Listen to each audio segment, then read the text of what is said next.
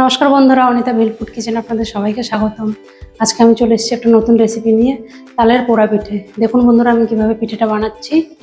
বন্ধুরা, আমি এখানে একটা গামলা নিয়ে নিয়েছি স্টিলের। এবার নিয়ে নেব কিছুটা চালের গুঁড়ো।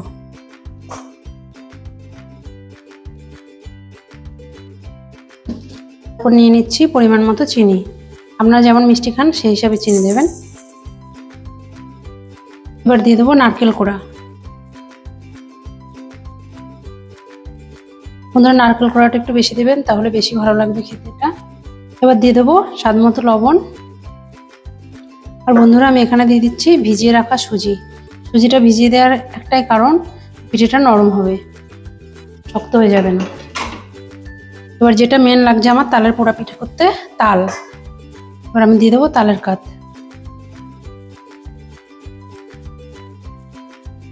হয়ে গেছে আমার সব কিছু দেওয়া। এবার এটা আমি ভালো করে মেখে নেব।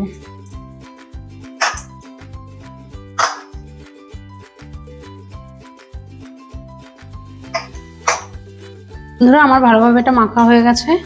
এখন আমি এটা কলা পাতায় দিয়ে সুন্দর করে রেডি করে নেব।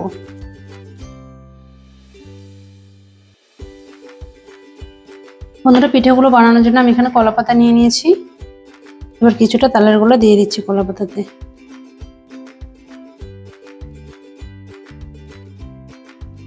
এটা আমি সুন্দর করে সাইজ করে দিয়ে দেব, আর পাতলা করে দেবো। যত পাতলা হবে তত ভালো হবে, এটা ভালোভাবে সেদ্ধ হয়ে যাবে, খেতেও ভালো হবে।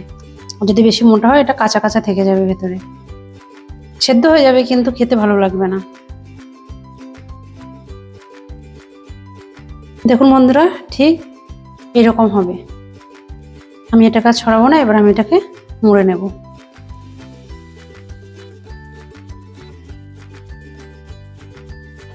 একটা পিঠে আমার মোড়ানো হয়ে গেছে। এভাবে আমি সব পিঠেগুলো তৈরি করে নেব।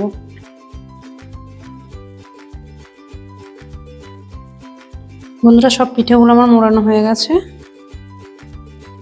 সব পিঠেগুলো আমি এখন একটা থালায় তুলে নিচ্ছি। পিঠেগুলো ভাজার জন্য আমি একটা কড়াই বসিয়ে নেবো। এবার বন্ধুরা, আমি গ্যাসটা ধরিয়ে একটা কড়াই বসিয়ে নিচ্ছি। বন্ধুরা, কড়াইটা আমার গরম হয়ে গেছে। আমি এখন একটু কড়াইতে সামান্য একটু তেল দিয়ে নিচ্ছি। তেলটা গরম হয়ে গেছে বন্ধু, এখন আমি পিঠেগুলো দিয়ে দেবো কড়াইতে। তেলটা দেওয়ার একটাই কারণ, যেন কড়াইতে পাতাটা পুরো লেগে না যায়। এখন আমি এটা একটা থালা দিয়ে ঢাকা দিয়ে দেবো। আমি চলে এসেছি 10 মিনিট পর। দেখি পিঠেগুলো আমার কতটা কি হয়েছে, উল্টে দেবো।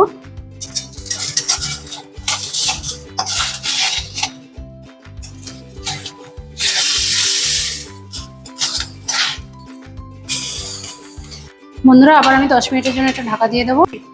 বন্ধুরা, আমি এবার দেখি পাঁচটা হয়েছে কিনা। বন্ধুরা, পিঠেগুলো আমার হয়ে গেছে। এখন আমি এগুলোকে নামিয়ে নেব। পিঠেগুলো আমি নামিয়ে নিচ্ছি।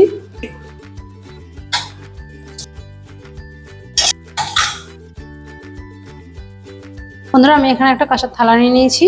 এবার পিঠেগুলো আমি আপনাদের ছাড়িয়ে দেখাচ্ছি কেমন হয়েছে। দেখুন বন্ধুরা, পিঠেগুলো আমার কত সুন্দর ভাজা হয়েছে। আর এগুলো যেহেতু পোড়া পিঠে, একটু পোড়া পোড়া দাগ হবে। আর তেল ছাড়া দেখুন কত সুন্দর হয়েছে। খুবই টেস্টি এই পিঠে খেতে। আপনারাও বানিয়ে খাবেন, দেখবেন ভীষণ ভালো লাগবে। বন্ধুরা, আমার এই তালের পোড়া পিঠে বানানোর রেসিপিটি যদি আপনাদের ভালো লেগে থাকে, আপনারা একটা লাইক করে সাবস্ক্রাইব করে আমার পাশে থাকবেন।